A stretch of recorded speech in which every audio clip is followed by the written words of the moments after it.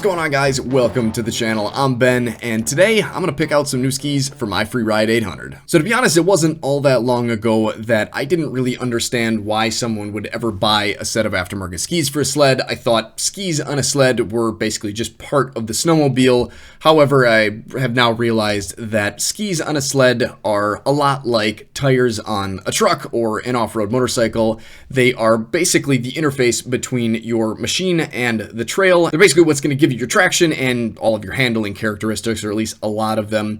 I had spent a lot of time adjusting springs, ride height, to try to achieve a good solid flat ride on a couple different sleds. The ZR6000 that I lent from my buddy was a good example of that. I tried a bunch of different things and it definitely helped, but it seems like switching out at least a carbide or a carbide and ski is really what's going to give you the most improvement or the biggest improvement. And honestly, you should probably do that before you start messing with your suspension settings. Otherwise, you're going to have to adjust it again later, which is what happened when I tried a set of XPT C&A Pro skis on that ZR6000 that had 137 or 136 inch track with no studs.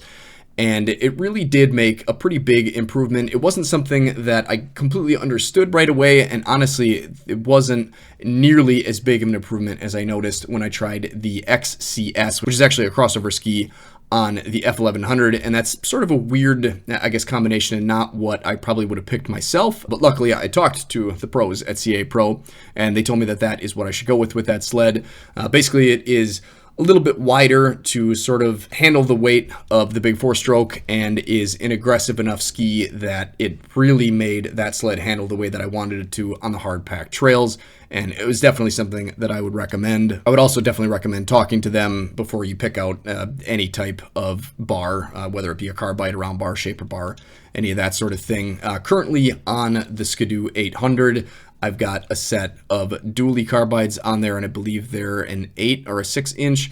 And I really kind of feel like I'm sort of floating around a little bit too much, and I've definitely ran into that with dual carbides in the past. Actually, the F1100, when I first got that had dual carbides on it, and at the time it was sort of a nice change because it was the exact opposite end of the spectrum from where I was coming from that Polaris 600 Dragon that had some big old long single carbides on it.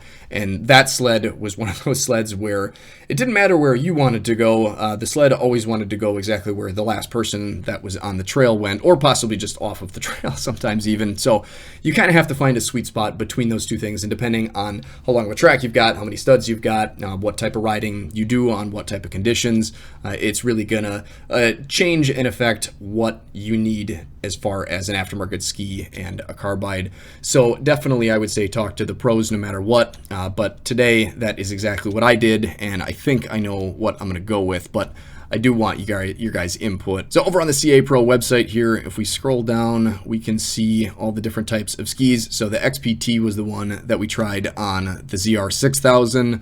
On my F1100, we had the XCS skis, which, as you can see here, is for an aggressive crossover rider. And being that I have a pretty aggressive crossover sled, that is, I think, the one that we're going to go with and going to be the best option.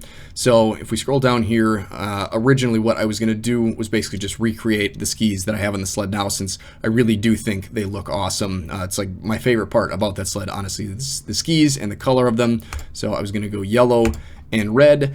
However, it's a good thing that I talked to the pros at C&A Pro, because I am apparently a horrible judge of color. So here we've got the lime on the far right side. This is actually a green. Then we've got lime squeeze. And then we've got the yellow that I picked here, and then on the far left is sunburst yellow for reference. Now, obviously, laying one picture over another, if you know anything about colors and adjustments, is not really a very accurate thing to do. I could probably adjust each of these pictures and make each one of these four match, so this isn't really a great way to do this, but it's about all the closer I'm going to get sitting here at my desk, and I think this definitely is the one we want to go with, the lime squeeze. But if we look back at the C&A Pro website here, yellow is my only ski color option. So we'll have to scroll down here to the custom color section. And now we'll have a couple different color options here. So there's my yellow. This is the lime. That was the far right one. Sunburst yellow, far left. And then finally Lime Squeeze, which is the one that I think I'm going to go with. If that is, I think, going to be the closest to the ski color that I've got. So then it would just be a matter of putting a red handle on it. But C&A Pro has this kind of neat option to splash a bit of extra color in. And I'm usually one that likes 3 colors.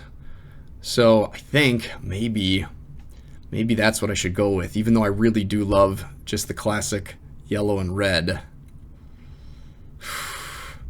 It's sort of hard to envision what this would actually look like on the sled. It would kind of match my wrap, or at least that's sort of what I'm going for. But I'm not sure if it's going to be too much. Looks like kind of a lot, but I don't know. For one thing, I guess my wife pointed out that this yellow that I've got here is not really quite the right yellow. I should have tweaked that a little bit to match the picture a little bit better, but the yellow should line up. These aren't really going to look quite like this. They'll look a little bit more like what they actually showed on the picture. This will be sort of, the entire ski will look like this. It won't be near as sort of clustered as I've got it here. So I think it'll look a lot better, but I don't know. It does look kind of neat. Beyond colors, we do need to pick a few other things here. So if we look in the list, I do have a 2016 Ski-Doo with the adjustable skis. Essentially, that I believe is the ability to adjust them out a little bit farther for trail riding or suck them in a bit more for off trail, so you can sort of tilt the sled around a bit. So we'll go with that. And then carbides is definitely something that I have some learning to do on yet, and I think we are going to do some learning together as long as the weather holds out, and we'll look at that in just a minute here. But I think what we're going to do is go with a round bar, an enduro, and a shaper, and I don't know if that's going to be 2 6s and a 9 or what the deal is. I guess we'll just see what they think is going to work best, or if they have a 6-inch option here. I guess I'm not entirely sure, but I think that should give me a much better idea of what type does what and how it affects the handling, and then I can hopefully kind of transfer that to you guys. And when I say hopefully, I do mean hopefully. We've got great weather today, a little warm weather tomorrow, possibly some rain on Thursday, and then some weather that might be okay if we had a good base, but since we've only got about 6 inches of fluffy snow in most places, I think that might be the end of the season already. So hopefully we get to do some testing with these skis. I honestly don't know what's going to happen with the weather in the sled season. Again, this is basically just sort of why I've decided to, I guess, just kind of give up on trying to make snowmobile content that I could build a channel around, but it is definitely still something that I'm passionate about and looking forward to hopefully getting out and doing. So if you guys are excited to see this, or if there's anything specific that you want me to get or test out or talk about, then let me know down in the comment section, and let me know what you think I should do about the ski color too. I really am. I always have such a hard time with this. I think sit and think about stuff like this for way too long. I should just make a decision. But I can't. So let me know what you guys think I should do. Thanks for watching, guys. Take care, stay safe, stay swanky, get out, enjoy this beautiful world any chance you get.